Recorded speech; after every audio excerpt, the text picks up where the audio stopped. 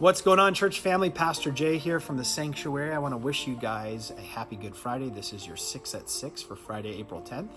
And I've heard from a lot of you guys, you're getting ready for tonight at 6:30 for a family meal together. Some of you have been getting involved in a very, very proper traditional Seder feast, which I think is so cool. Some of you have been taking some of these recipes that we've been sending online to you guys and some of the videos and using them in preparation for your meal tonight, where we'll take communion together as a family tonight at 6:30. I hope you enjoy what we've put together for this. We've really put a lot of work into it, and I know many of you are already participating and asking your family members online to be a part too. So it's a very, very good thing. I wanted to just talk with you I think of probably the three most important words in all the Bible. And these are the three words that Jesus said at the end of his earthly life, right before his resurrected body. And that was this, out of John chapter 19 and verse 30, which says, "It is finished." We focused on different things that Jesus has said all week long in reflection of the cross. But I don't think there's anything more powerful than the words, "It is finished." It accompanies what Jesus said in Luke chapter 23, in kind of a parallel version of it. It's where Jesus said, "Father, I entrust my spirit to you." And then it says that he breathed his last breath.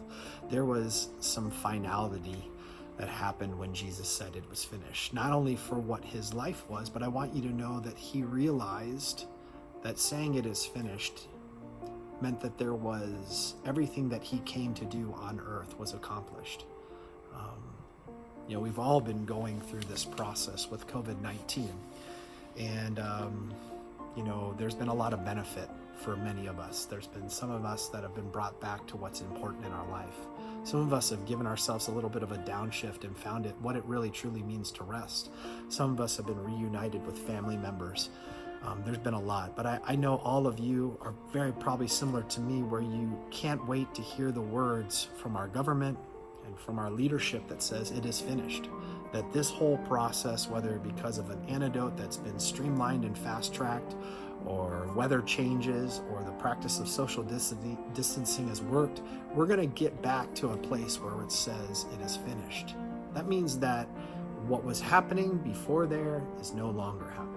And what I want you to know is that the world was bound for hell. The world was bound by sin until Jesus took his last breath and shed his blood and died on the cross for you and me. Meaning this, there's nothing more to be done. It's accomplished all by what Jesus did on the cross. Lincoln, last year we were building a puzzle.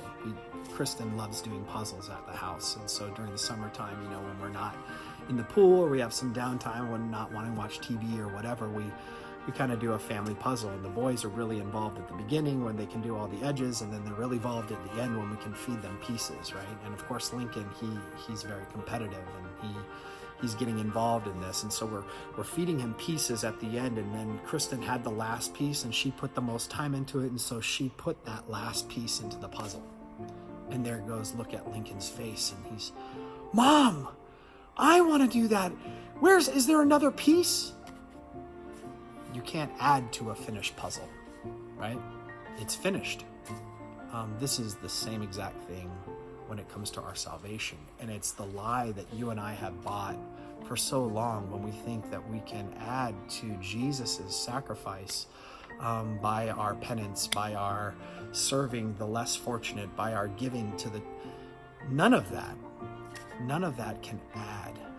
It is accomplished. Your salvation is based upon his gift for you. That's why it says in Ephesians chapter 2 and verse 8 through 9, right? "For it is by grace that you've been saved through faith." The only part that you play in all the salvation process is your faith, your giving up, your understanding that it is finished, right? For it's by grace that you've been saved through faith, and this is not of yourselves, it is a gift of God. So remember this as we are kind of closing up this week of reflection, that when Jesus said it is finished, and he said, "Lord, I commend, I give up my spirit unto you," there is the model for us, that we are to entrust our entire life upon his grace. I am so excited for you to join us tonight at 6:30 to take communion together as a family. Hey, remember, tomorrow night at 8 p.m. at the church, we are going to be showing the movie Risen here in the parking lot. Come, grab some popcorn. It'll all be everything is going to be completely compliant with safety. So we'll have that all ready for you. Grab yourself a drink, a soda, bring your kids at 8 o'clock. And of course, Sunday morning, man, it's Easter Sunday. We got celebrating to do, because guess what? He is risen. And if he did not rise, I got to tell you, our salvation would not be complete. I love you guys so much. I hope you have a wonderful day. I will see you tonight at 6:30. Have a great one.